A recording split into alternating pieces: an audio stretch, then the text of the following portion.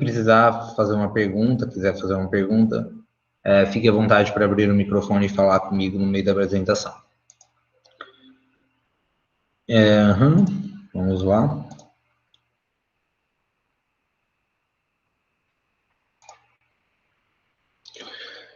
Bom, vamos dar uma breve introdução bem superficial em vários aspectos que é observado na geofísica e que os meus colegas de trabalho abordam durante as palestras deles e que quem já viu, já está no curso de graduação, já deve ter visto bastante desses conceitos, mas talvez seja novo para algumas pessoas. Bom, a agenda da nossa apresentação é essa aqui. Começar com uma introdução, depois dar uma aprofundada e, por fim, eu vou mostrar uma aplicação sucinta. Nessa introdução, a gente vai ver o que é a geofísica, por que a gente usa a geofísica e quais são as propriedades físicas da rocha e por que elas importam. Bom, o que é a geofísica? Geofísica é a ciência que busca entender o interior da Terra a partir de medidas na superfície. Aonde é que vocês já viram algo parecido com isso? Nas ciências médicas. Então, quando você quebra um osso, ou mesmo sem quebrar um osso, se você faz um raio-x, ninguém te fura, ninguém te abre, mas eles dão um jeito de tirar uma foto do interior do seu corpo e falar assim, você está com o osso quebrado, você está com o osso trincado, você luxou, alguma coisa. Por quê? Porque se conhece já o interior do seu corpo e sabe-se com aquela imagem o que você provavelmente, possivelmente tem. Então, são duas áreas que andam sempre muito juntas em termos de algoritmos de processamento de imagem. A gente dentro de um tomógrafo, o que a Terra é com sensores de geofísica espalhados em torno dela. Quando você entra num equipamento de tomografia computadorizada, ressonância magnética, nem sei qual que é, na verdade, esse aí que está na foto. O que acontece? Faz aquele monte de barulho, te dá claustrofobia. Se você é como eu, você dorme do mesmo jeito. E a hora que você sai, tem um monte de imagens de dentro do seu corpo. Mas ninguém abriu o seu corpo para ver. Ou seja, ali tem uma série de sensores e receptores, de fontes e receptores, onde os receptores medem os sinais que passam pelo seu corpo gerado a partir da fonte, depois de medir vários lugares diferentes, várias coisas distintas, criam-se imagens do seu corpo, seções, cortes. E aí o médico chega para você e fala assim, más notícias, você rompeu o ligamento. Então, se na medicina a gente consegue usar esse tipo de técnica para entender o que tem dentro do nosso corpo, na geofísica também. Isso aqui é uma simples imagem do satélite da Austrália. E isso aqui já é um mapa de anomalia Bouguer do mesmo local. E o que é isso, no fim das contas? É um mapa que traz informações de como é o interior da subsuperfície nesse local. Então, a ideia da geofísica é o quê? Trazer informações para a gente de subsuperfície através de medidas na superfície. Tá, e por que a gente tem que usar a geofísica? Bom, são vários motivos. Primeiro, a gente não consegue cavar muito fundo, então os maiores poços hoje têm 14 quilômetros, se você considerar que a Terra tem um raio de 6.300 quilômetros, a gente está na casquinha da casquinha. Então, para entender o interior da Terra, a geofísica é muito utilizada. Um outro motivo é que os recursos naturais estão cada vez mais distantes da superfície. Muitas das minas que estavam na superfície já foram encontradas e agora os recursos naturais estão enterrados e fazer buraco, fazer poço é caro. Então, a gente usa a geofísica com esse viés econômico, para procurar recursos naturais. E aí, como é que a gente casa geofísica e geologia? Bom, toda rocha, ela tem algumas propriedades físicas. Lembra quando você estava no terceiro colegial e chamava a sua professora de tia, e a tia falava assim, porque a resistividade é o parâmetro físico que serve para medir quão bom um material conduz ou não a eletricidade. Aí você pensava assim, nossa, nunca vou usar isso na vida, é igual Bhaskara. Pois é, gente. Acontece que se você entrou no curso de geologia, ou desculpa, de geofísica, você vai usar isso bastante. Por quê? Porque a geofísica trabalha intimamente com as propriedades físicas das rochas. E aí toda rocha tem uma velocidade de propagação de ondas, uma magnetização associada, uma densidade associada e uma resistividade associada e outros parâmetros mais associados. Então, aqui eu coloquei apenas 4 exemplos, mas são dezenas. Então, a geofísica, ela se baseia no estudo dessas propriedades físicas da rocha geralmente em uma macroescala. Dada essa breve introdução, na verdade hoje a aula é uma inteira introdução, agora a gente vai para a parte de mapas, modelos e a geologia. O que são os métodos e quais são os métodos geofísicos, como a geofísica e a geologia elas se interagem, passar brevemente já depois sobre um problema mais complexo, que é o problema direto e o problema inverso, e depois eu vou abordar as geometrias de aquisição em superfície. Bom, os métodos geofísicos para investigar o interior da Terra, eles são baseados na propriedade física da rocha que você quer investigar. Então você fala assim, vou investigar a distribuição de densidade aqui em subsuperfície. Puxa, que métodos que eu posso usar? Olha só, aqui a gente vê o quê? Eu fiz essa tabelinha,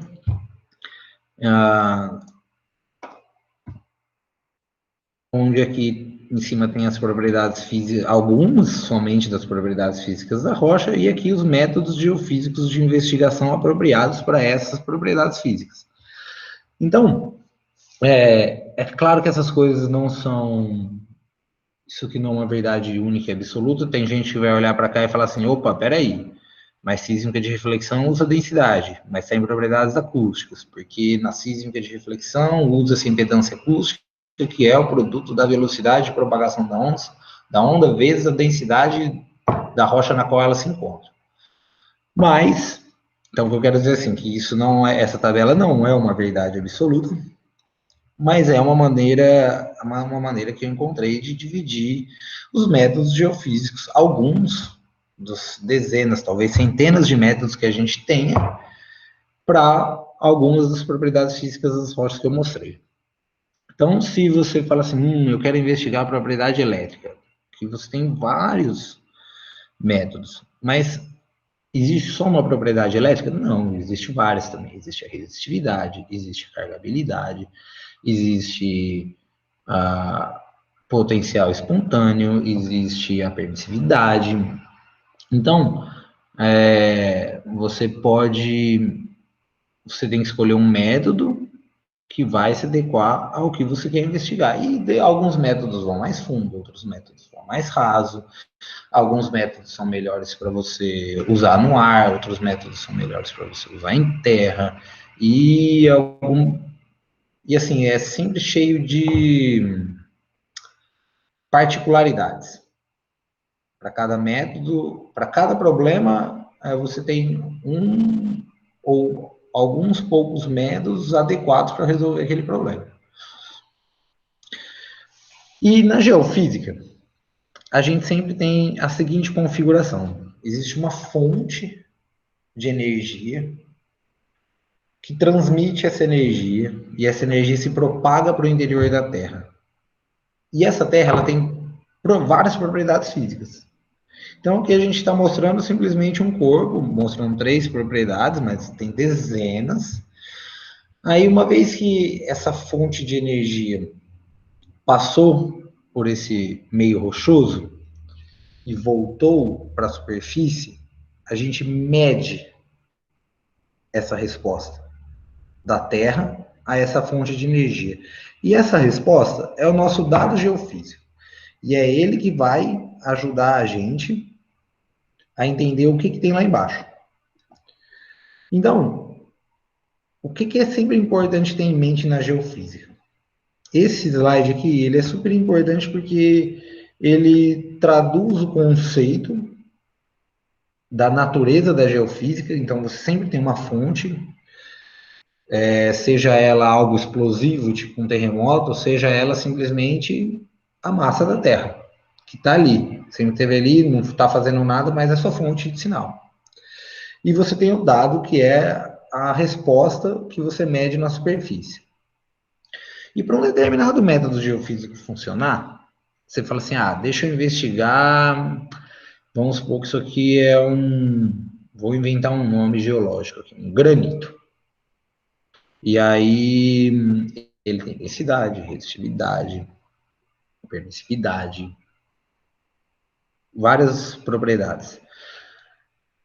Se a densidade dele for igual da rocha na qual ele está encaixado, ou seja, não há contraste de densidade, nesse caso não há contraste da propriedade física densidade, nenhum método que investiga a propriedade física da densidade vai servir. Então, sempre que você for fazer uma investigação, você tem que usar um método geofísico que apresente um contraste de propriedade física, seja contraste de densidade entre o seu alvo e essa rocha aqui em volta do seu alvo, seja contraste de resistividade entre o seu alvo e essa rocha em volta do seu alvo. E muitas vezes acontece de diferentes materiais possuírem, às vezes, a mesma densidade, mas possuírem diferentes resistividades. Isso não é incomum, aliás, isso é muito comum. Então, sempre que você vai fazer um estudo geofísico, você tem que ter em mente que o contraste de propriedade física, ele é fundamental para o método escolhido funcionar. E algumas outras coisas é importante ter em mente também, que você precisa ter resolução suficiente, tanto do seu método quanto do seu equipamento, para enxergar aquele alvo que você quer. A energia propagada precisa também ser suficiente para gerar um dado sensível àquele corpo. E sempre há uma ambiguidade nos métodos geofísicos. E eu vou mostrar essa ambiguidade daqui a pouco. Mas isso permeia a geofísica. Bom, falar rapidamente aqui, mostrei as fontes, que falei que sempre temos fonte. Tá, o que são fontes? Os métodos, eles podem ser divididos de acordo com o tipo de fonte. E aí a gente divide eles em métodos passivos ou métodos ativos. Os métodos passivos têm fontes que ocorrem naturalmente. Pode ser o campo gravitacional da Terra, pode ser um terremoto. Então, se ocorreu naturalmente, a gente diz que esse método é passivo. E aí vem a gravimetria, magnetometria, magneto telúrico, gamma-espectrometria, potencial espontâneo, sismologia e dentre outros. Enquanto, se você tem um método ativo, você precisa de uma fonte para excitar esse meio. Seja uma antena de rádio, seja uma dinamite, seja dar uma martelada num disco de arado para você medir a perturbação sísmica no entorno de onde você causou essa excitação. E aí entram todos esses métodos ativos aqui listados, GPR, eletromagnética no domínio do tempo e da frequência, as sísmicas, o eletroresistivo, polarização induzida e muitos outros mais. Bom, e como você pode adquirir dados geofísicos? Hoje os dados geofísicos são adquiridos via satélite, então os satélites já são mandados para o espaço há um bom tempo, com sensores para medir o campo gravimétrico e o campo magnético da Terra. Podem ser feitos aerolevantamentos, onde ou só o sensor, ou só a fonte, ou o sensor e a fonte são transportados por helicópteros, aviões ou E hoje os drones estão chegando aí na geofísica com força. Podem ser marítimos, ou seja, em um navio, podem ser adquiridos também um poço. Então, foi feito um poço ali, você desce um sensor nesse poço, você pode deixar o sensor lá embaixo, esse sensor pode emitir um sinal para você medir em outro lugar, ele pode emitir um sinal para você emitir em outro lugar, ou ele pode emitir um sinal natural, e ele pode ser feito também de forma terrestre, que nós vemos exemplares de belos geofísicos trabalharam muito esses geofísicos aí nesses campos, e é uma forma muito comum de adquirir dado também. À direita é um equipamento de magnetometria e à esquerda era eu cavando um buraco para enterrar uma bobina do método magnetotelúrico. A geofísica e a geologia, elas são ciências que não competem, mas que se completam, onde, no geral, a geologia fornece uma informação de superfície, que a geofísica incorpora, e a geofísica, por sua vez, fornece uma informação em profundidade que a geologia incorpora. Então, são ciências que cooperam, trabalham mutuamente uma com a outra. E aí eu quero, assim, agora eu vou explicar alguns conceitos, que é importante que estar claro na cabeça de vocês, jovens iniciantes aprendizes, que é a diferença entre o que é um mapa, o que é um modelo. Um mapa é uma informação que está distribuída na superfície. Por mais que ela possa te dar ideias de como é a subsuperfície, ela é uma informação puramente superficial. Um modelo não. Um modelo, ele me dá informações em profundidade. E aqui, o que a gente tem aqui? É um modelo das principais estruturas e lineamentos da Austrália. Então, para onde as coisas estão mergulhando, o modelo desse é feito com base em muitos dados, geofísicos e geológicos, hidrológicos, dados de satélite, de modelo digital de elevação, enfim, muitos. E aí, o modelo, ele te dá informações, então, como que essas coisas estão se distribuindo em profundidade. Enquanto o mapa, não. Ele pode te dar essa ideia. E agora a gente chega, às vezes, na parte mais complexa da aula, que é o problema direto e o problema inverso. O problema direto e o problema inverso consiste em resolver uma mesma equação. X igual a B, ou A igual a BX, ou D igual a MN, ou D igual a MB, enfim. Eu nunca vi dois professores distintos usarem as mesmas letras nessa combinação de 3 letras que representam uma equação. Que é uma equação simples. X igual a B. Qual a diferença? De um modo bem leigo, bem superficial, o problema direto, muitas vezes, significa calcular o que está à esquerda do igual. E o problema inverso significa calcular o que está à direita.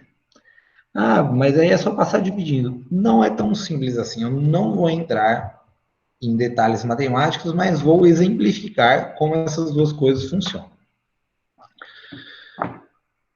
Imagina que você tem uma bacia sedimentar. Ah, professor, mas eu comecei agora, eu não sei o que é uma bacia sedimentar. Tá bom. Imagina uma bacia de roupa. Imagina que você encheu ela de areia e colocou ela no chão, meio que enterrada. E aí, agora expande isso por uma escala muito grande, de 100 quilômetros. Então, uma bacia sedimentar é isso, é tipo uma grande bacia de roupas na superfície da Terra, onde ela é preenchida por sedimentos. Sedimentos é partículas muito pequenininhas que caem lá dentro. E aí imagina assim, no problema direto, você sabe a profundidade da bacia e o contraste de densidade que existe entre os sedimentos e o embasamento dessa bacia. E você deseja calcular a anomalia Bouguer. O que é anomalia Bouguer, professor? A anomalia Bouguer é uma parte da aceleração da gravidade. De modo muito simplificado, é isso. Você mede a gravidade, a aceleração da gravidade em um local, e aí você faz umas correções ali e fica com a anomalia Bouguer. Mas você pode medir ela em igual você medir a aceleração da gravidade, metros por segundo ao quadrado. A gente não faz isso, não mede metros por segundo ao quadrado, mede miligal geralmente, mas você tem uma conversão direta. Então, imagina o seguinte, você tem isso aqui é uma representação da bacia. Aqui embaixo, em cinza, é a forma da minha bacia. Aqui em branco é o embasamento, é a rocha dura, é onde essa bacia está inserida. E aqui existe um valor de densidade do embasamento que é maior do que o valor de densidade dos meus sedimentos. E aí eu penso assim, qual seria a minha anomalia Bouguer se o meu contraste de densidade entre os sedimentos da bacia e o embasamento fosse de 600? A minha anomalia Bouguer seria isso aqui. Mas o que é isso? Isso aqui é o que eu mediria no campo, se eu fosse no campo, com um gravímetro, e colocasse o gravímetro aqui na posição, nessa direção da primeira bolinha e medisse, depois colocasse na direção da segunda e medisse, e assim sucessivamente. Então, coloquei o meu gravímetro aqui em cada uma dessas posições, medi a aceleração da gravidade, fiz a correção para a anomalia Bouguer e cheguei nesses valores aqui. Esses aqui são os valores que eu chegaria para esse formato de bacia, com essa profundidade, se o meu contraste de densidade entre os sedimentos e o meu embasamento fosse de 600. Agora, e se o meu contraste de densidade não fosse 600, ele fosse 300? O que eu mediria no campo? Eu teria essa resposta aqui. Então, o problema direto, ele serve para te dizer o que você, de certa forma, o que você mediria no campo se você tivesse essas condições. Pô, eu tenho uma bacia com esse formato, esse contraste de densidade, isso aqui é leste-oeste, por exemplo, eu saí andando aqui em cima com o meu gravímetro, que já me dá direto a anomalia Bouguer, por exemplo, mágico, e aí, se a minha bacia tiver um contraste de densidade de 600, com um embasamento, a minha resposta é essa aqui. Pô, é simples, né? Esse é o problema direto. Por quê? Eu sei o contraste de densidade, eu sei a profundidade da bacia, eu desejo calcular a anomalia Bouguer. A anomalia Bouguer é a medida que eu faço em superfície. Agora, geralmente, como que o geofísico faz o trabalho dele?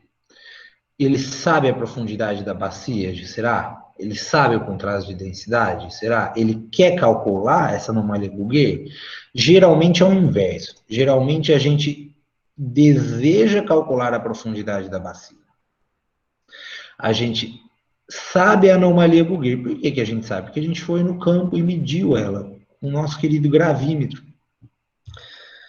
E aí eu posso estimar o contraste de densidade para tentar saber essa profundidade dessa bacia.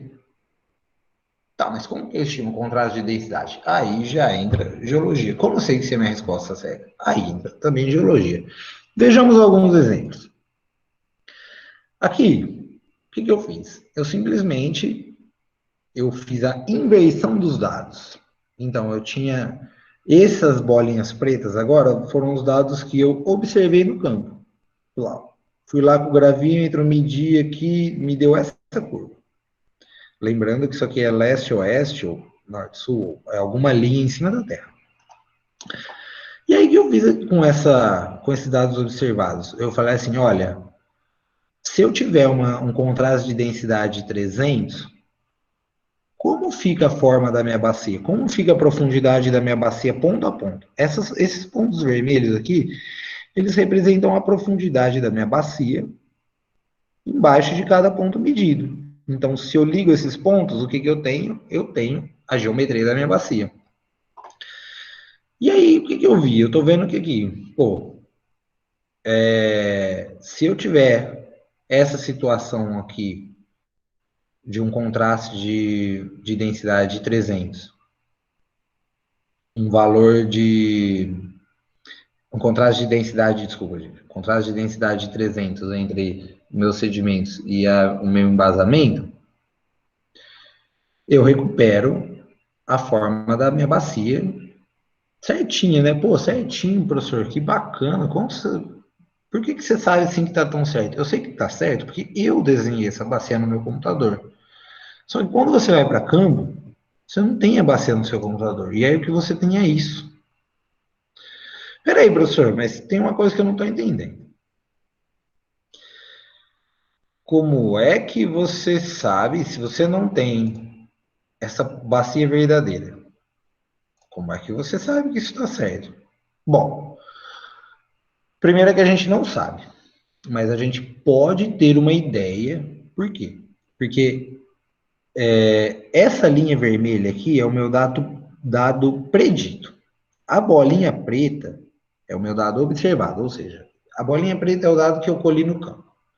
Aí eu joguei isso aqui no computador, esses dados, e recuperei esse formato de bacia. Tá, isso aqui é a profundidade da minha bacia. Aí agora eu resolvo aquele problema direto de novo. Pô, se a minha bacia tiver esse formato, qual seria o dado que eu mediria no campo? Seria essa linha vermelha. Olha, eles batem. Se eles batem, significa que essa é a resposta do meu problema? Não. Significa que pode ser a resposta do seu problema.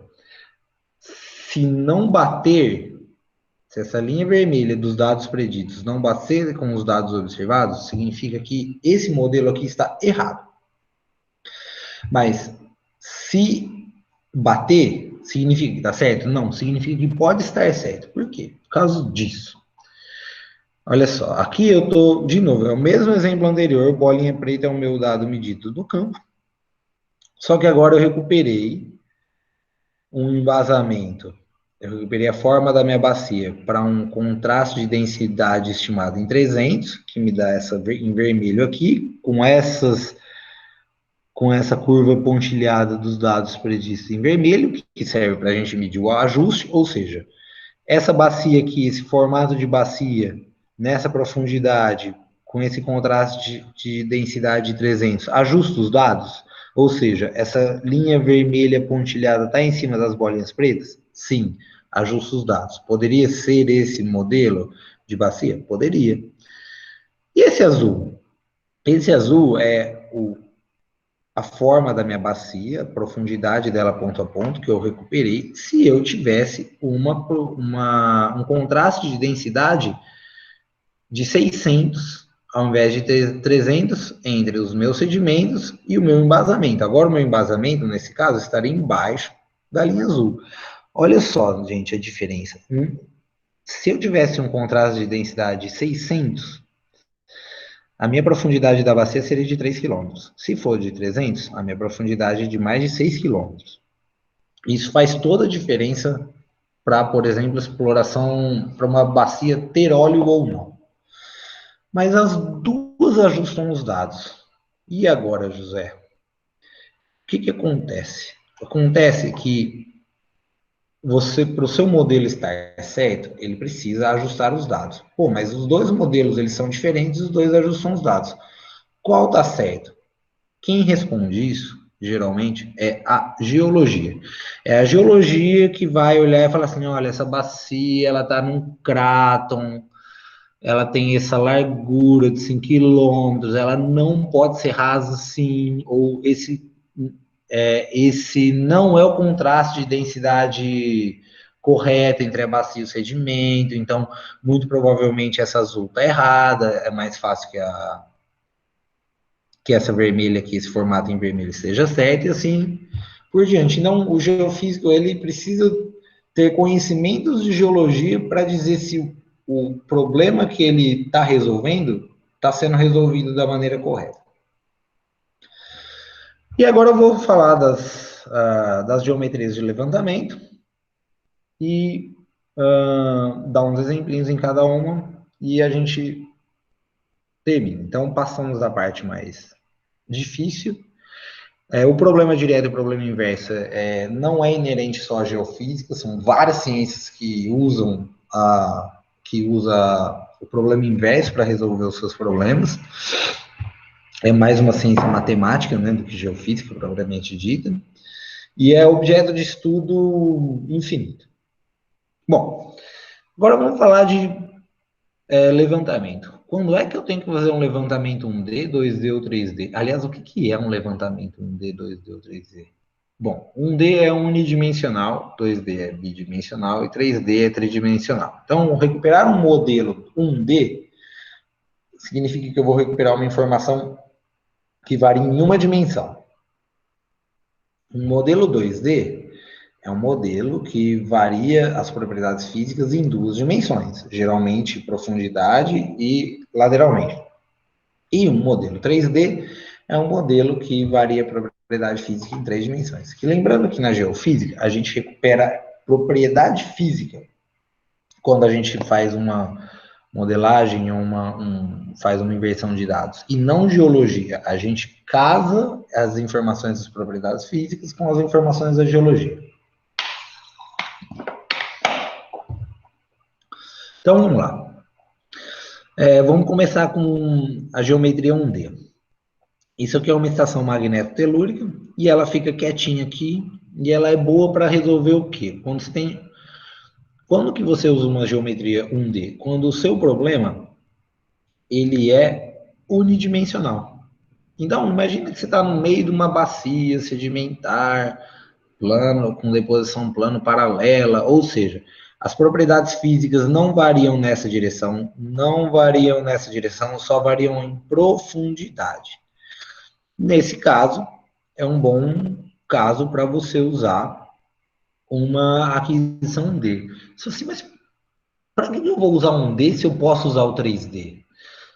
Por motivos de custos, muitas vezes. Geralmente, a gente faz uma relação custo-benefício. O que você vai ganhar de benefício se você aumentar o seu custo? Porque muitas vezes um levantamento 2D com 10 estações é 10 vezes mais caro que o levantamento com uma estação. Um levantamento 3D com 100 estações é 10 vezes mais caro que um levantamento com um D com 10 estações. Então, a gente sempre adequa o problema que a gente quer resolver ao orçamento. Tá. E a geometria do problema. Então, se eu estou numa bacia, que a geometria da distribuição, da deposição sedimentar é unidimensional, eu posso tentar começar a resolver esse problema de forma 1D. Então, o que eu fiz aqui? Aquisição 1D, o meu dado, e eu transformei ele em um modelo. Olha só, isso aqui é um modelo. Na verdade, o vermelho é um modelo, o azul é um outro modelo. Mas são modelos que o quê? Variam a resistividade lateral, assim, essa é a escala de resistividade, e essa aqui é a profundidade. Então, você fala que na profundidade de 100 metros, a resistividade aqui é 200 e aqui é 400 ou metros, por exemplo. E assim sucessivamente. Então, esses modelos, eles variam só em uma dimensão. E aqui cabe um exemplo do PREM, Preliminary Reference Earth Model. O que é? Olha só, se a gente olhar a Terra radialmente, ela é uma boa aproximação de um modelo 1D, é o que a gente tem hoje. Então, aqui a gente tem o quê? Várias camadas no interior da Terra, e em 1981, uns cientistas fizeram a distribuição das propriedades físicas, desde o núcleo da Terra até a crosta. Então, a gente tem o quê? Várias camadas, núcleo interior, núcleo externo, manto inferior, manto superior e crosta. E aí, foram esses modelos que nos disseram como que as densidades, por exemplo, variam de acordo com o raio da Terra. Então, isso aqui, esse desenho, é representação gráfica disso aqui, ó. Então, isso aqui é densidade da Terra com distância do centro. Aqui, então, é o núcleo, a densidade está grande e ela vai diminuindo até chegar na superfície, que está aqui. Então, aqui é o raio aqui é zero, e aqui é o raio da Terra, e aqui é a densidade. Isso aqui é uma representação muito mais bonitinha do que esse gráfico. E esse foi um trabalho de 81, onde eles não só calcularam os valores de densidade, mas da distribuição da propagação das velocidades V, das velocidades P e das ondas, da velocidade das ondas P e das ondas S, de acordo com o raio, da aceleração gravitacional da Terra. Por quê? Que esse gráfico ele me dá uma informação em D? Porque até hoje, tanto que a gente sabe, o interior da Terra ele tem uma aproximação unidimensional. Até onde a gente conheça hoje, a gente pode fazer essa aproximação. Quando a gente faz um levantamento 2D, a gente faz um levantamento 2D quando a gente está numa situação que a gente tem as propriedades físicas variando em duas dimensões, geralmente em profundidade e em uma direção. Por que em uma direção, sabe? Porque se eu fizer um perfil aqui, investigar esse perfil aqui, ele vai dar a mesma resposta que esse. E aqui, também. Então, você fala assim, quero investigar esse perfil. Você desenha o perfil na sua área de investigação, você distribui as suas estações, onde você quer fazer as suas aquisições de dados, e aí você adquire o seu dado. Então, aqui, ó, é um mapa, um modelo. Por que é um modelo? Porque ele me dá informação em profundidade. E é um modelo de distribuição de densidade. Isso aqui, ó, é a anomalia Bouguer. Essa é a curva da minha anomalia Bouguer. Medida, então, os pontos foram os pontos observados com navio, equipamento em cima de um navio. E a linha aqui são os pontos calculados.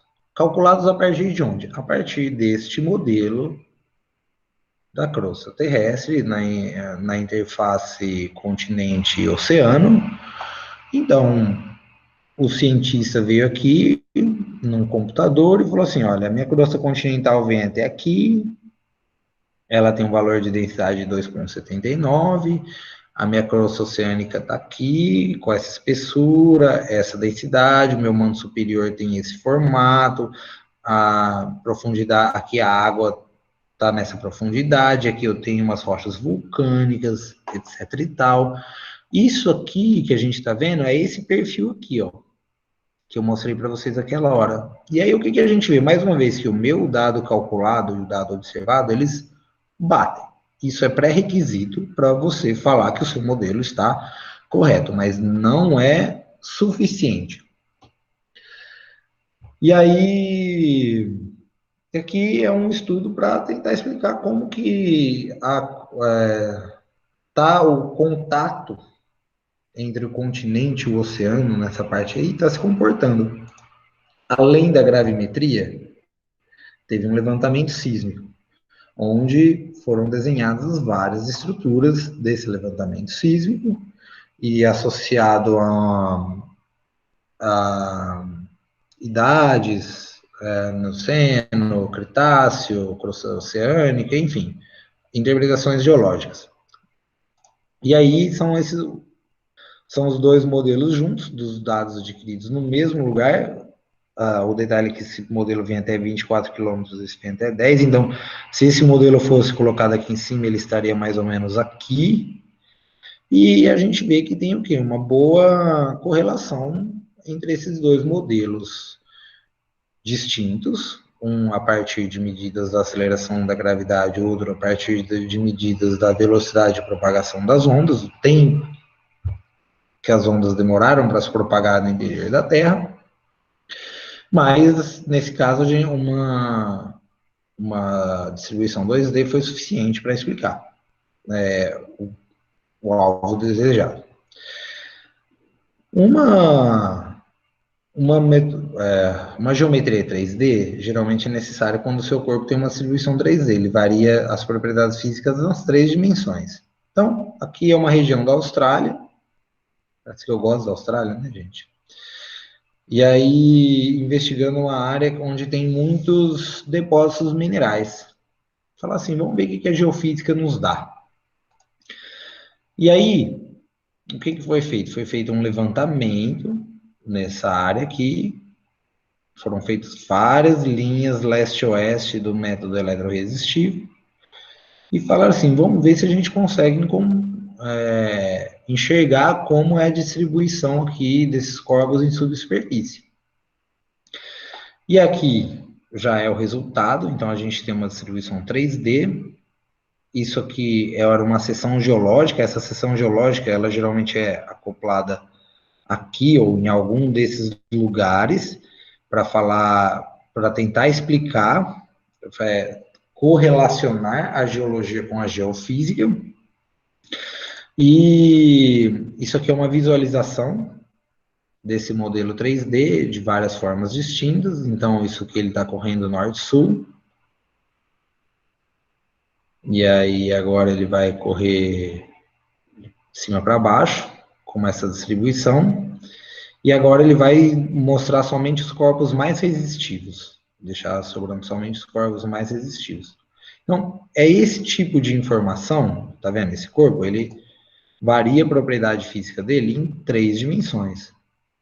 Então, portanto, foi necessário um levantamento tridimensional para conseguir criar uma imagem desse corpo.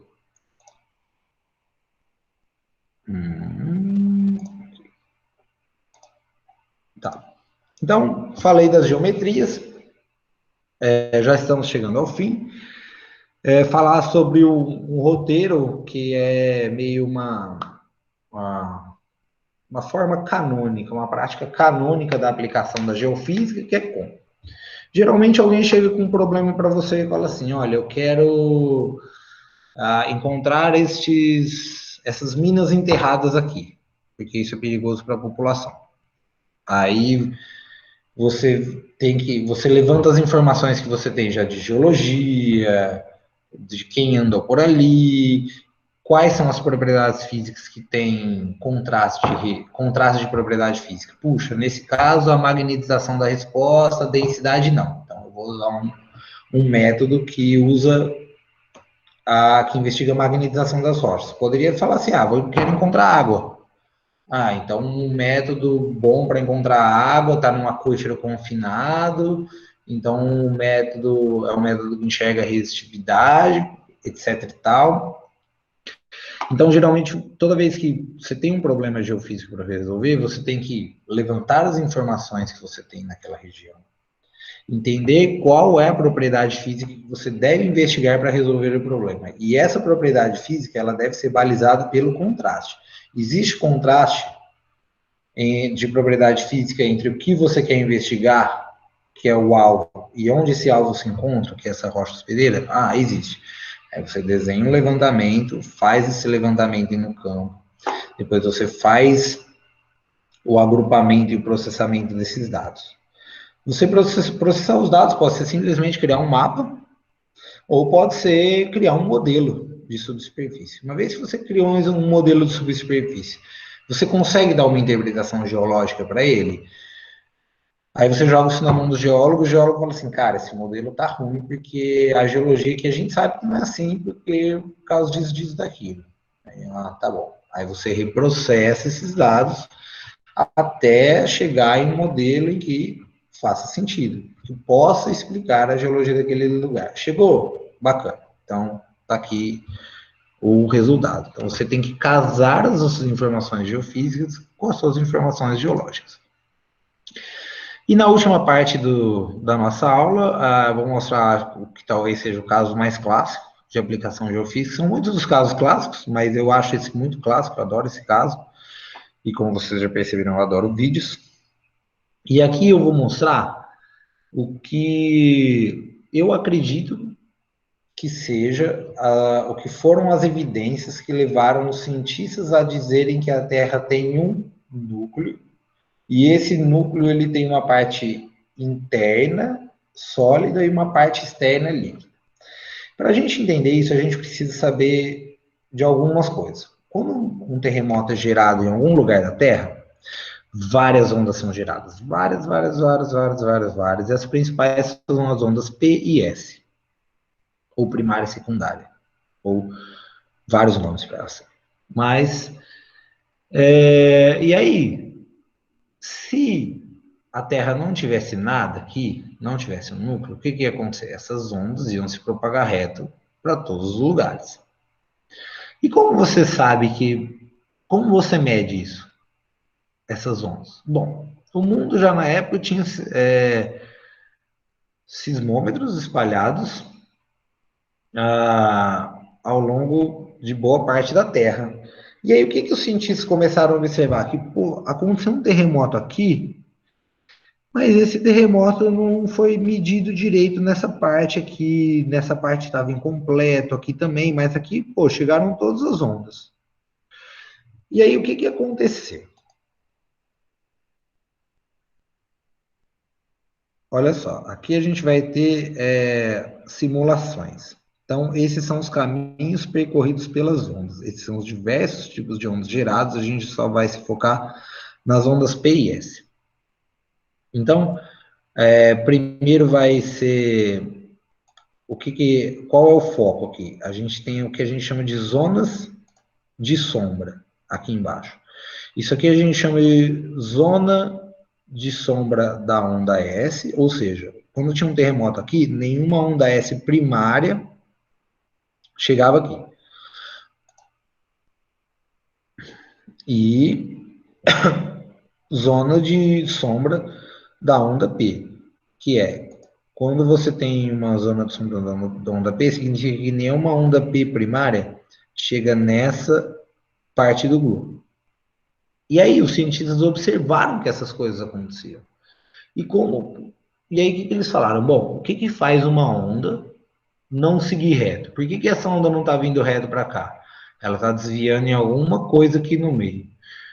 O que explica o desvio da onda? A lei de Snell, que vocês viram no colegial. N1 seno θ1 é igual a N2 seno θ2. Ela se aplica para os fenômenos que acontecem no interior da Terra. Então, se a gente olhar só a onda P, a gente vê o quê? Que ela vinha se propagando aqui. Isso aqui já é um modelo que explica os dados observados. Por quê? Porque eles viam que a onda P não chegava aqui. Chegava só nessa outra parte, as ondas P primárias, mas não chegavam aqui. Fala assim, bom, alguma coisa está desviando essas ondas. E aí falaram assim, bom, é isso, algo está desviando. E as ondas S? As ondas S, elas não chegam em nenhuma dessas zonas de sombra enorme aqui, mas a onda P chegava nessa parte aqui. A onda S não chega em nenhuma. Por quê? A onda P, ela se propaga nos meios sólidos e líquidos. A onda S não, a onda S só se propaga em meios sólidos. Então, foram essas duas observações no início de 1910 que levaram os geocientistas a dizer: a Terra tem um núcleo e esse núcleo tem uma parte líquida. E aí, com essa diferença aqui dessas duas zonas de sombra, conseguiu-se delimitar qual era o tamanho do núcleo interno e do núcleo externo. Bom, obrigado pela atenção, pessoal. Se mantenham seguros e saudáveis. E se vocês quiserem fazer alguma pergunta, fiquem à vontade.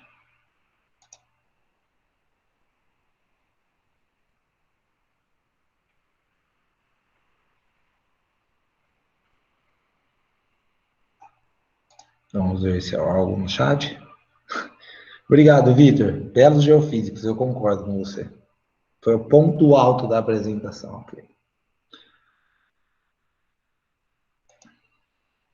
Bom, vou parar a gravação.